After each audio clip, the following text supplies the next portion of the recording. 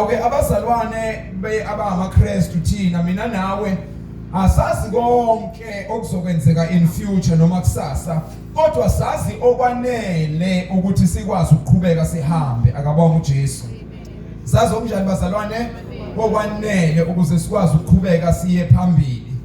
Lethi ke izwi kaNkulunkulu kuDeuteronomy izinto ezifihlekeleyo zingezikaNkulunkulu kodwa okwambuliwe kwembulelwe thina nabantwana bethu. Deuteronomy 29 verse 29. So izinto ezambuliwe zenzelwe ukuthi ngizuze mina. Zenzelweni bazalwane ukuthi ngizuze ngazo. Awucabanga ukuthi besidumuza ontwini singazi ukuthi kuzokwenzakalani besoba nenkinga. Besohamba sitamasa senze njengeintombi eziwufafa ezazingenawo amafutha. So uNkulunkulu usitshelile ngeigameko ezinkulu major events ezizokwenzeka ekuhambeni komhlaba, not only umhlaba lo sithi earth lesiteli kulona ibhola kodwa iuniverse ukwakheka konke kokudaliweyo, inkanyezi nemhlaba yonke khona ama planet. So uNkulunkulu usitshelile ukuthi yiziphi igameko ezizokwenzeka. Alibonga igama leNkosi. Manje ke mina nawe yini ofanele yenzeke? Kumele sikholwe izwi likaNkulunkulu. So without ukuthi ngisindiswe ngibe umntwana kaNkulunkulu, uma sekukhulunywa ngokubuya kweNkosi kusuke sekukhulunywa ngelevel ehigh, okufanele mina ngibe nesambulo sokubuya kweNkosi. Ngoba kufanele ngisindiswe kuqala ngemukele uJesu abe inkosi nomsindisi bese ngigcwaliswa ngamandla kaMoya oNgcwele okuyena okhanyisa izwi likaNkulunkulu. Ngoba omunye umsebenzi uMoya oNgcwele asisiza kuwo ukuthi amembule uKristu, alembule nezwi lokusithi he illuminates the word of God. Ulenza licace, uyalikhanyisa izwi likaNkulunkulu. Sanibonani bazalwane. Hallelujah. So ke manje ngenawo uMoya oNgcwele uma sekukhulunywa ngehigher degree yeyifundiswa yes ifundisa ama doctrines akulula ukuthi ngiwabambe ngoba kwayena uMoya oNgcwele okufana ngilekelele ukuthi ngibambe lezi zinto anginaye. Amen. Manje kukhona ke eschatology okuthiwa ipersonal, kusho ukuthi izifundo zezikhathi zokugcina ezingezami, personal eschatology. Alibonga igama leNkosi. Ukufundwa kwezikhathi ezizayo nezigameko ezizayo ezenzeka kumuntu ngamunye. Bese bakhona lokho kuthiwa igeneral eschatology, okusho ukuthi ke igameko ezikhona future major events that will affect the entire universe. Kukhona okuzo affecta mina engifunda ngakho njengomuntu ophila emhlabeni okufanele ngilungele isikhathi esithile esizayo. Inkosi ekhulume ngaso, uDaniel yakhuluma ngaso, naku Revelation yakhuluma ngaso, nako and in many other places. Alibonga igama leNkosi. La inkosi ekhulume ngayo ngezikhathi ezizayo. So bese kuba khona ke lokho kuzo affecta umhlaba wonke nokuzokwenzeka umhlaba wonke. Ake ngithi ke kwi general eschatology noma ezintweni ezizo affecta okudaliwe iuniverse. Ziwu4 igameko ezikhona ezizo affecta iuniverse. Number 1, ukubuya kweNkosi kwesibili, second coming of Christ. I-rapture, ukuhlwithwa kwebandla akuzo affecta yonke iuniverse. Sanibona bazalwane.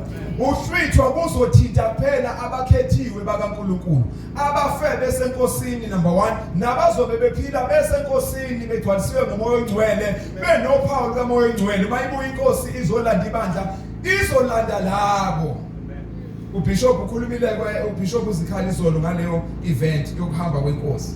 But the second coming of Christ, ukubuya kweNkosi kwesibili kuzothinta iuniverse yonke. Amen. Bese kuba ukubusa kweNkosi iminyaka eyinkulungwane, lokho esithi millennial reign of Christ. Ukubusa kweNkosi the millennium, iminyaka eyinkulungwane. Leyo minyaka izo affecta umhlaba wonke noma izoba nomthelela ekubudaliweyo konke. La khona uKristu ezobuya azo establisha umbuso wakhe emhlabeni. Esinye isigameko leso esizo affect universe. Bese kuba khona ukwehlulela kokugcina. Ukwehlulela kokugcina bazalwane akuzukuthinta akuzukuthinta ibandla lobe selahlulelwe. Lehlulelwa kwi-rapture, kube khona ugezelana laphana, igezelana ikhumbula indaba yemqhela ngithi khona abasebenzayo bakha ngani ngotshani, khona bakha ngani ngegolide, bakha ngobumba nani, but imisebenzi izotestwa. Kube khona abazophumela ngaphesheya, kube sengathi bashiswa umlilo, kube khona ezokhazimulisa imisebenzi yabo ngesikhathi setestwa imisebenzi. Ingxenye leyo yebandla. Bese kuba khona i-final judgment, ukwehlulelwa kokugcina. Alibonga igama leNkosi. Lapho khona osezobe sekujeziswa bonke abantwana bokungalaleli, unbelievers. bese kuba khona umvuzo ongunaphakade wabo bonke abakholwayo. Alibonge igama lenkosi. Bese kuba khona impilo entsha noNkulunkulu noma impilo noNkulunkulu ezulwini elisha nasemhlabeni omusha. Isambulo lesi ngiyasummarize because masifundisa nalento we take about 2 to 3 months. But in this 45 minutes or so, ngifisa ukuyifundisa ngesummary. Bese leso sigameko leso naso sizoba nomthelela kwi-universe yonke. Alibonge igama lenkosi. Now, la ekubuyeni kwesibili kaKristu Jesu, abantu emhlabeni abanayo inkinga ukuthi uJesu wafika.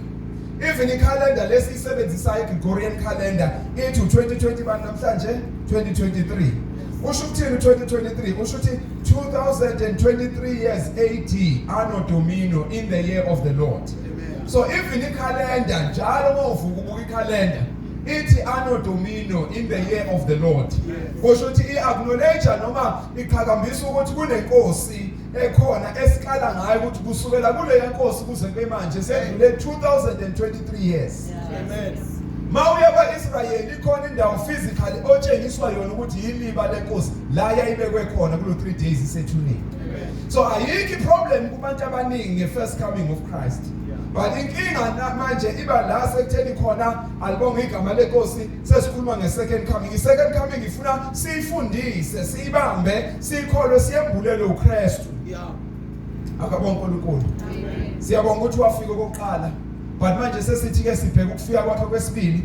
But between ukufika kwakhe kokuqala nokufika kwakhe kwesibili ukhona esinye isigameko esibalulekile kithi njengebandla okuwukuhlwithwa kwebandla i-rapture.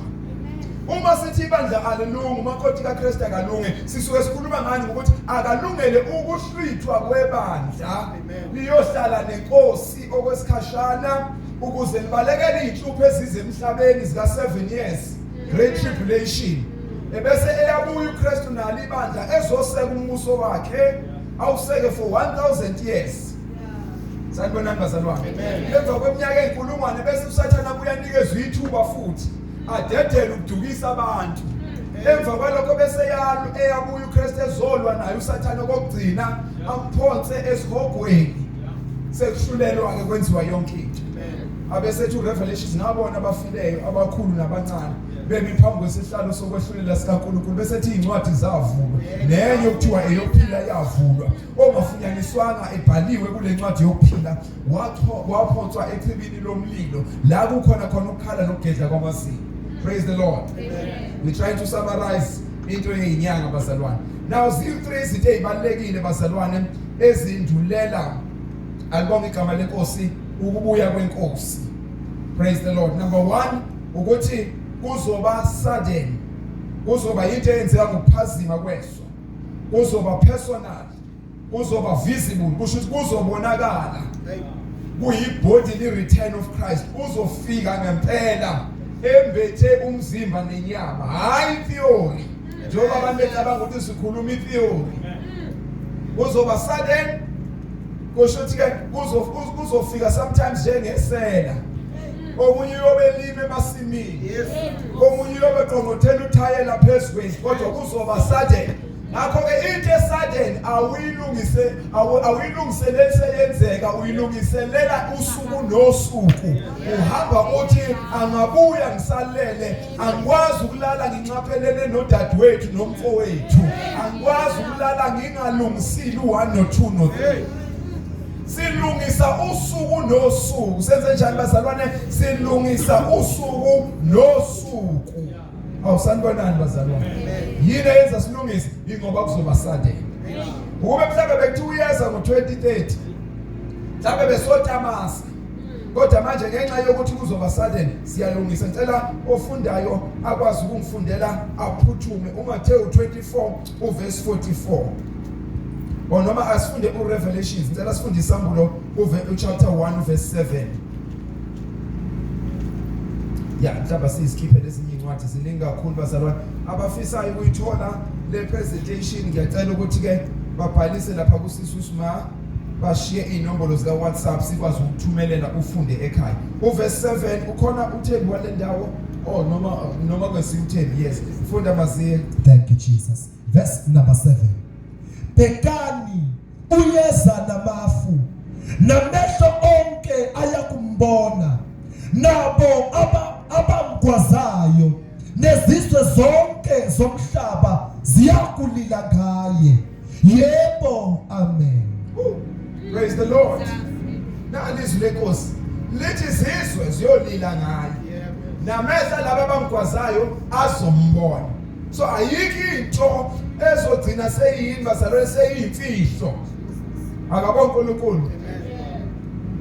Mase kwenzeka lokhu kuyobe sekubona umhlaba wonke. Number 2, thina njengabantwana bakaNkulunkulu kumele sihlale silindele ukubuya kwenkosi. We should eagerly long for Christ's returns.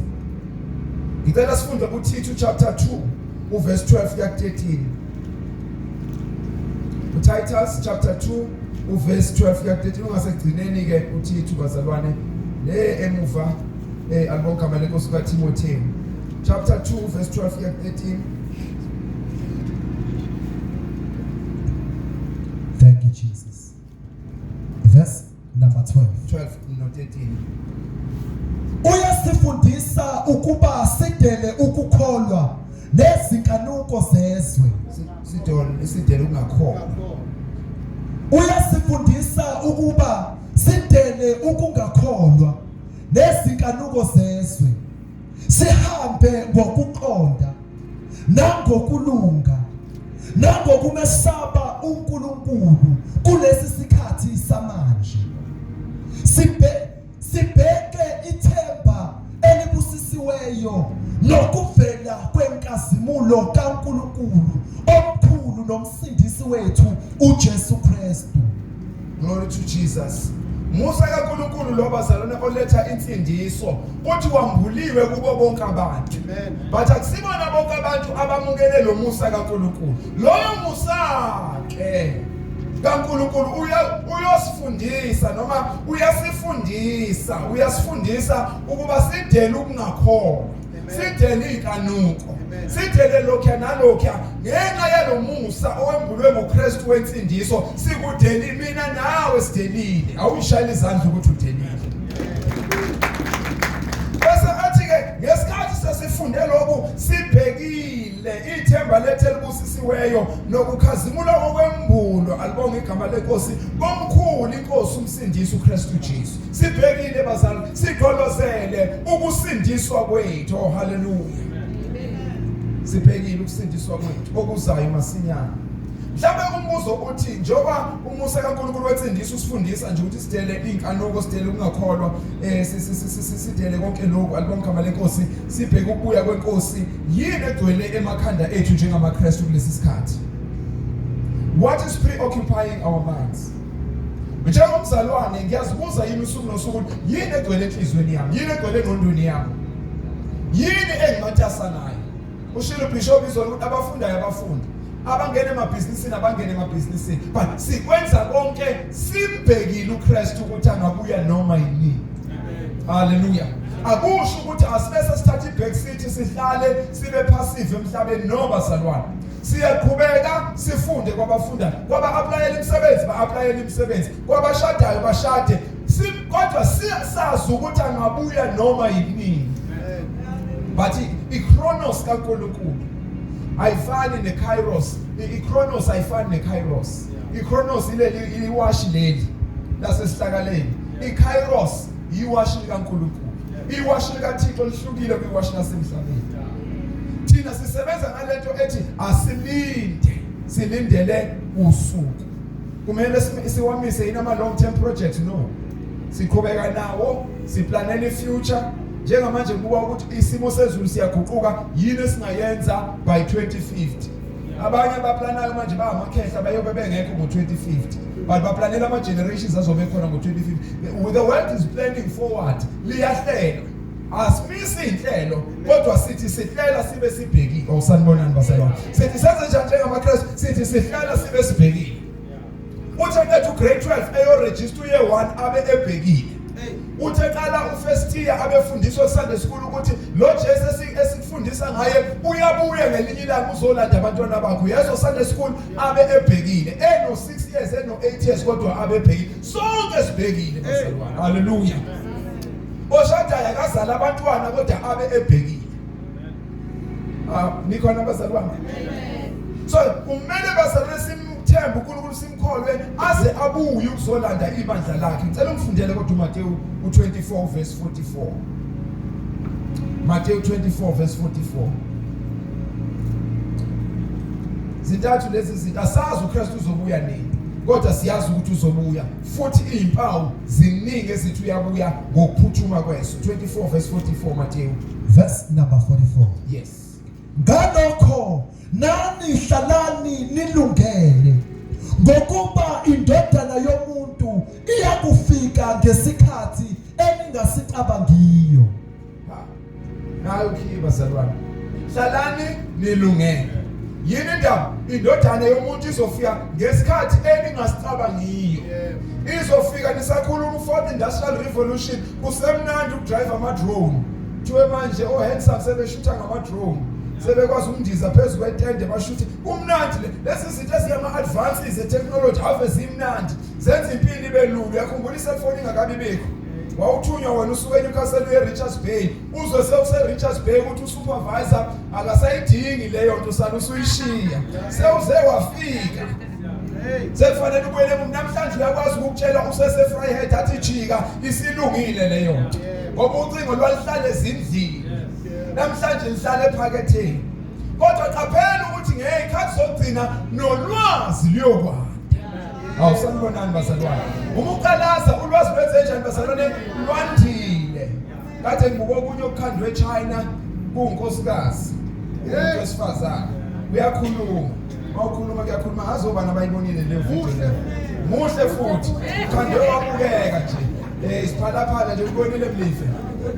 Yes. So uyabona ukuthi hayi no. Yethe show iBhayibheli ukuthi kuyokwanda ulwazi. Lwandile ulwazi. Yabona abangafuni nje unkosikazi ophendulayo benemali bazothenga ama robot. Ahlale ne robot yabo.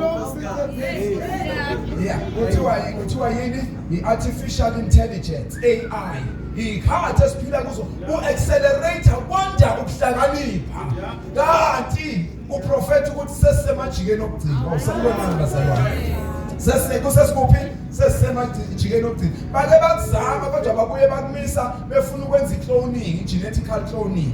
Bakhipha i-DNA ngapha bayifaka kwesinye isilwane befuna lesi sifuze lesi, wabona ukuthi sebefuna ukuyisondeza benzenze uNkulunkulu. Bese besondela abantu ekutheni basondele bazenze uNkulunkulu. Bathi ayilo ngoba uhlaliphe kakhulu kofanele phinda sale. Manje fanele simkhande komuntu. Somkhanda kubani? Praise the Lord. Manje ngake ngezwe lento yokuthi uMadiba lo simazi ngoMadiba naye kokhona indlela yadokotela ngayo.